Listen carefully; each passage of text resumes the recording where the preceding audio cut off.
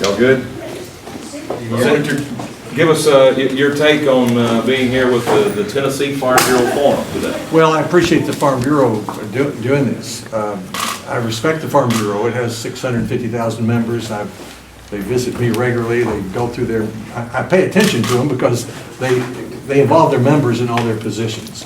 So this was a good opportunity. It was a good chance to show what the real choice is in the election. I mean, my opponent, although he's a very slick talker, and is trying to fool people, he's still one more vote for the Obama agenda that would move our country in the wrong direction, and I'm one more vote for a new Republican majority to move our country in a new, more conservative direction. And that's what there is to it. And he's talking all around that. He's trying to fool the people, and he's having a little bit of trouble with the truth occasionally. Your opponent said that he thought it might be a little tamer, and I think he seemed a little surprised the way it came out of the gate. What's your reaction there? Why'd you come out on the offensive so strong at the front? Well, there's a real choice here. I thought I was pretty mild, actually. I thought all I did was lay out the differences between them. I mean, he's for Obamacare, and I'm not. And he's pro-choice, and I'm pro-life, and he's got an F from the NRA. I've got an A. He's endorsed by the AFL-CIO. I'm fighting for right to work. He seems not to understand that he's going to be sitting right next to Harry Reid voting with him, and that's the difference between us. He's a very good talker, he's a very good lawyer, and he's trying to fool the people about his position. Senator, you referred to his endorsement of you 6 years ago. If you reported his endorsement back then, why are you so against him now? Well, I said I liked him a lot better 6 years ago when he was supporting me instead of President Obama. I don't know why he changed his mind. Well, presumably he's the same person, though. He was a lawyer then, he's a lawyer now. And you'll have to ask him that. I'm not in his mind. He keeps asking for more debates, did so here. I mean, is that out of the question?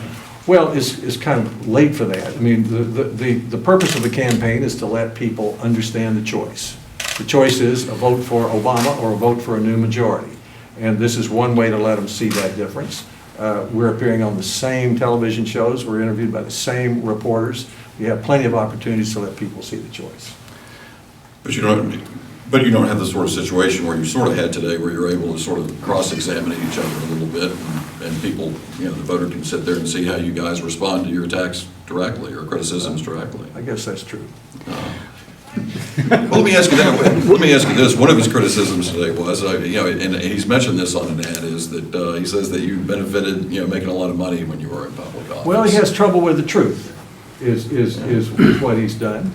I mean, what he either has forgotten or doesn't know is I spent half my adult life in the private sector before I was a United States Senator. And I was one of 5 people who helped form corporate child care in 1987 after I was governor. In 10 years, it went public on NASDAQ. It was publicly traded. It then merged with its competitor. It's now the largest provider of worksite daycare in the world. It's called Bright Horizons Incorporated. It's $1 billion company. That's called capitalism. And the difference between us is I made my money being a capitalist. He made his money suing capitalists. But he mentioned, it was, some of this is pretty old, but he mentioned I think, was it the New Sentinel or the Knoxville Journal deal with $1 investment turned into $600,000 or something, and he's alluding to that, saying... that is pretty old. Yeah, but it nonetheless happened, though, right? Well, it's like that was like a realtor fee or a finder fee. A group of us, including Senator Baker, had the right to buy the Journal. We sold that to Gannett, and they paid us for it. That's called capitalism, too. Senator, there's no conflict of interest in that. Has your campaign made an effort to bring the card backers to your side, and how crucial are those voters in your mind to the outcome? I've made a great effort to do that. I mean, the Republican primary is a family discussion. And I was very careful never to mention my opponent's name, never to run a negative television or radio ad, and I think that's paying off because 11 or 12 of the legislators who supported Joe Carr have endorsed me. I've met with Tea Party groups in Sevier County and Roane County. The Tea Party groups in Sevier County have said it's important to vote for Lamar Alexander, so we have a Republican majority in the Senate. So I'm very hopeful that after the family discussion is over, that most Republicans and hopefully many independents and Democrats will want a Republican majority instead of one more vote for President Obama's agenda. You told us in here today that there's hardly any contrast between you and him on amnesty. And I'm not sure I get the distinction either. Can you? I don't think he's read his own website that he copied word for word from Elizabeth Warren. I mean, you all are taking this plagiarism as if it's not an issue. If any of you had done what he did, you'd be fired from your job. And Joe Biden had to quit the presidential race in 1988, and the Democratic candidate for the Senate had to quit the Senate race this year. He copied whole paragraphs from liberal Democratic senators, put them on his website in his interview, and claimed them as his own. Now, one of those paragraphs, which I assume he's read, says that he's for a pathway to citizenship, and he mentions no penalty. The bill I supported does not include a pathway to citizenship, and it does include a penalty. The dictionary's definition of amnesty is a pathway to citizenship with no penalty. He's for that, I'm against that. He's for amnesty, I voted to end it. That's a big difference. On this plagiarism issue, you would, during this year, I guess, or more, have sort of recorded and have run Rand Paul in your ads. Rand Paul, of course, was hit with plagiarizing Wikipedia on movie summaries. Are you repudiating him now, and should he not run for other office, and should he not appear in your ads? I'm not talking about any other issue. I'm just saying that... But you're talking about plagiarism. Well, I'm talking about plagiarism, and if you copied whole paragraphs out of Andy's column and put them in your paragraph, you wouldn't have your job. Right, but Rand Paul did the same, and he's in your Are you ads. sure? I don't know about that. Yes, and he's admitted it. But I do know about Gordon Ball, and I know what he's done, and I've read his website, and I've read his statements, and it caused the current Vice President of the United States to drop out of the 1988 presidential race, and it caused the current Democratic senator or candidate in Montana to drop out of his race. So Democrats do it as bad, but Republicans can get away with it? I did not say that. You can make your own judgment. I just said I know what he did, and I know that. But even if you think plagiarism's all right, it at least proves he's one more cut and paste vote for the Obama agenda, because all he's doing is cutting out Elizabeth Warren's position on immigration, pasting it on his website, and he apparently doesn't even know what it says, because it says he's for a path to citizenship for illegal immigrants with no penalty. That's what it says. That's amnesty. And he's running around the state accusing me of being for amnesty, when in fact he's for it, I'm against it. What was the penalty in the immigration bill? It was a fine.